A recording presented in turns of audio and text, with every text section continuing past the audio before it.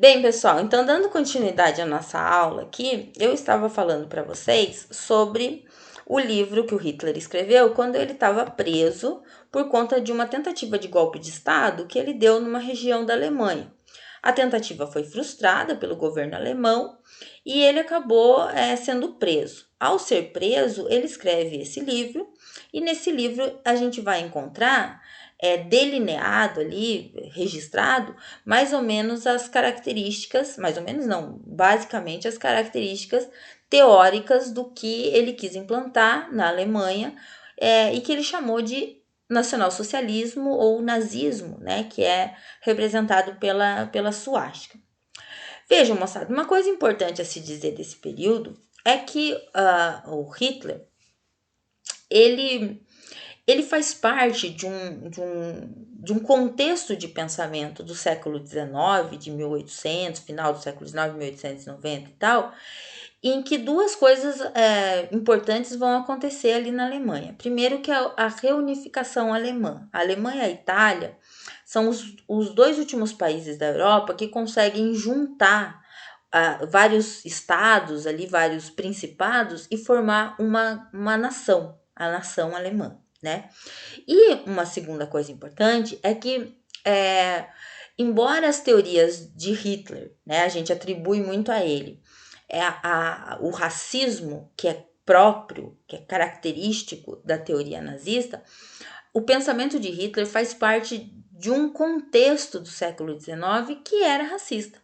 Vejam, a gente já estudou sobre o imperialismo ou o neocolonialismo que as nações europeias promoveram em relação aos países africanos, né? Eles foram para lá, tomaram as riquezas, se sentiam superiores em relação aos povos africanos, diziam que os africanos eles eram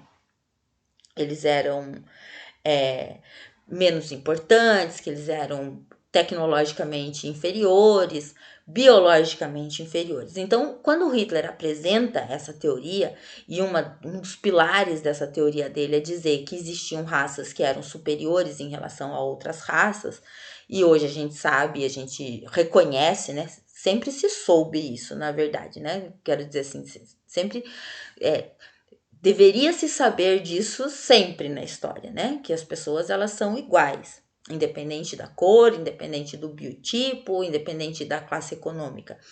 Porém, nesse período do século XIX, o pensamento da época, e inclusive tinha por base teorias científicas, tinha por base assim uma ciência meio capenga ali que dizia biologicamente os seres humanos existem seres melhores e seres piores, né?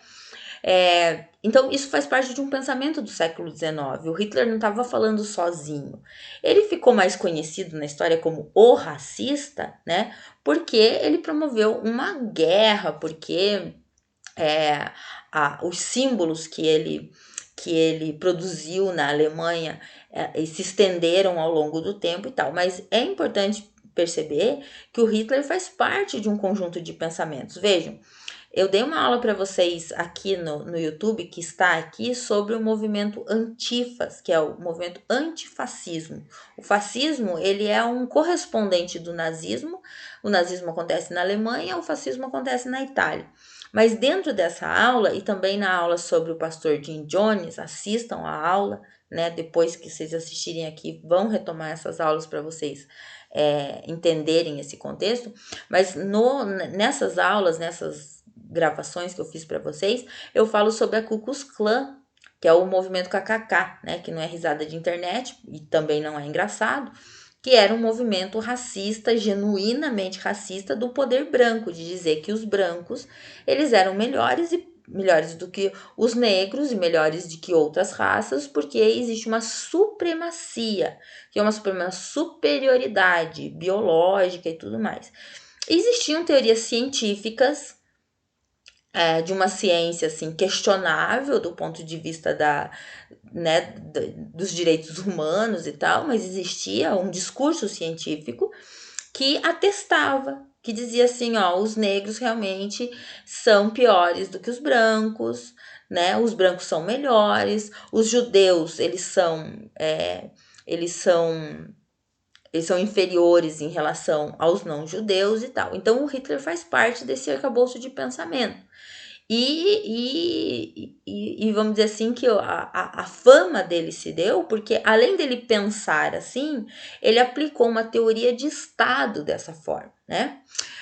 Vale lembrar, moçada, que o Hitler, quando ele ascende ao poder, quando ele vira primeiro-ministro da Alemanha em 1933, que equivale a um cargo assim de chefe de governo, né? Como se fosse um presidente da república, como se fosse, ele tem o apoio da população alemã, né? Ele tem um grande apoio, por quê? Porque a Alemanha, ela tá destruidona. Vocês já viram na outra parte do vídeo, na primeira parte do vídeo, que o Tratado de Versalhes, ele impôs indenizações, multas, proibiu o exército, retirou territórios da Alemanha e tal, e isso deixou a Alemanha quebrada. Então, o Hitler, quando ele vem com essa teoria, né, que ele escreve principalmente na cadeia, e depois ele começa a fazer alguns discursos e tal, ele tem uma grande aceitação do povo alemão. Os alemães, eles dizem assim, nossa, não é que esse cara tem razão, que ele tá falando e tal. A ideia do Hitler é exaltar a grande nação alemã. Ele se utiliza de símbolos da bandeira alemã, do povo alemão, né? Ele faz discursos assim que as maiorias precisam impor os seus desejos, e as minorias que não estiverem satisfeitas que saiam da Alemanha, né? Então ele não faz um governo assim para todos, mas ele faz um governo que seduz grande parte do povo alemão, né? Tanto que ele é aceito, ele fica anos como o grande ditador, né? Bem, para poder expor essa teoria racista do Hitler e tal, ele vai se utilizar de algumas estratégias políticas que a gente conhece bem, porque isso é uma estratégia política que é usada em várias partes do mundo, inclusive aqui no Brasil, que é a ideologização. Olha que palavra boa, né? Para usar em forca, mas difícil de falar. Ideologização. O que significa isso? É você pegar uma ideia, né, que você acredita, e você fazer com que essa ideia ela convença a maior parte das pessoas.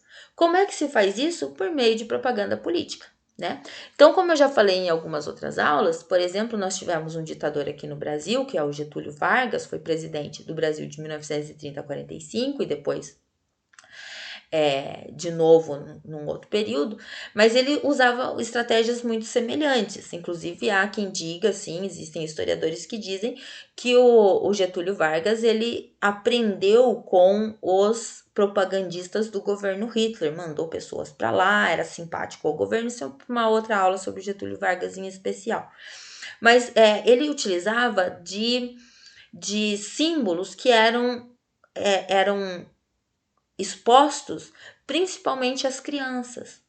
Por que as crianças? Mostrado em livros didáticos, em propagandas de rádio na época, né? Na época do Hitler, em outdoors, no cinema, que era a televisão que tinha, né, para a maioria do povo, as pessoas iam para o cinema para assistir televisão, ver jornal, ver como é que estava a guerra e tal, não existia a popularização da TV no Brasil, chega em 1950, né? Enfim, então se utilizava dessa propaganda em panfleto, em livro didático, né, para convencer principalmente as crianças. Por que as crianças, a juventude? Porque vocês jovens, vocês têm a mente mais aberta, mais propícia para receber essas ideias novas. E também não tem grandes conhecimentos, um conhecimento muito profundo de políticas e tudo mais, então é mais fácil de seduzir. Uma outra estratégia que era utilizada eram os discursos que Hitler promovia. Então ele juntava uma galera, né, em lugares públicos e tal, e ele fazia grandes discursos assim de exaltação do povo alemão, e isso seduziu grande parte da Alemanha. ele criou esses símbolos, a suástica, o Heil Hitler que vocês estão vendo aqui, ó, são muitos jovens e tal, todos vestidos com roupinhas militares, que também é uma característica do nazismo, de você militarizar escolas, né? Dizer que uma escola militar, a disciplina, a ordem, né? A moral, os bons costumes, tudo isso faz parte dessa ideologia nazista, de dizer assim, e vejam, quando eu falo nazista, é que nos dias de hoje a gente fala nazista, parece estar xingando, né? Mas nazista no sentido de ser partidário, de concordar com o nazismo alemão. Então, isso é uma outra coisa importante. O nazismo, o nacionalsocialismo, ele surge como um partido político. Em 1930, 1940, não era ruim se falar nazista. Eu sou nazista, né? Ser nazista não era uma coisa... Eu não sou nazista, mas quer dizer, naquela época os alemães falavam, eu sou nazista, e tudo bem, porque era uma opção política, vamos dizer assim, né? Era um partido político que tinha os seus simpatizantes, tinha as pessoas que concordavam e participavam e apoiavam o seu líder político, né? Aqui tem outra imagem do Hitler que é interessante, ó. Ele fazia revista nas tropas, né? Então, ele colocou muitos generais do exército, ele formou novamente as Forças Armadas na Alemanha, que o Tratado de Versalhes, lá do final da Primeira Guerra Mundial, proibia, ele foi contra o tratado, senão a gente vai militarizar a Alemanha assim.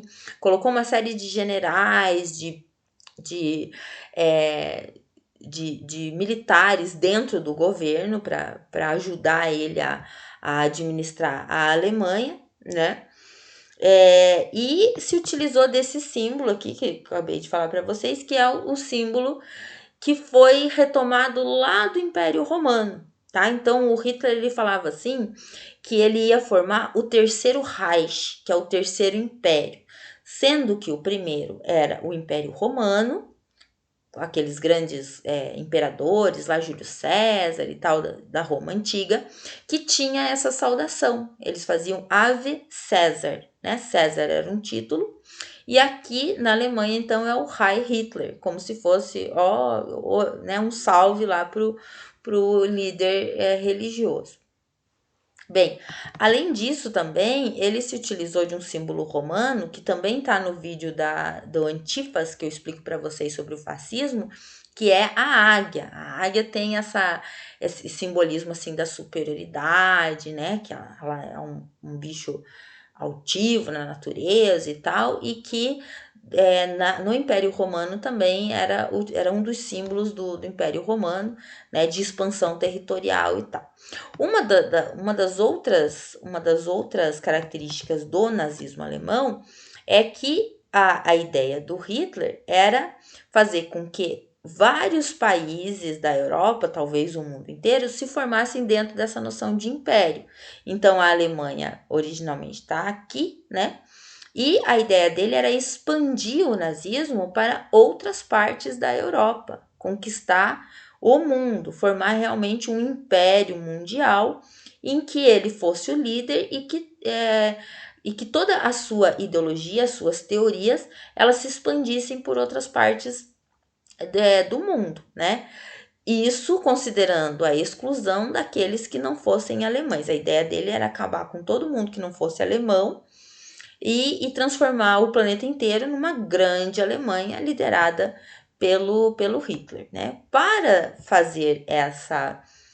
ele promover essa ação, né, para ele conseguir conquistar aí o império e tal, ele tomou algumas atitudes, severas atitudes, que foram condenadas por todas as instituições de defesa dos direitos humanos e são condenadas até os dias de hoje, que a gente vai ver na próxima parte deste vídeo. Não percam, sobre o antissemitismo nazista.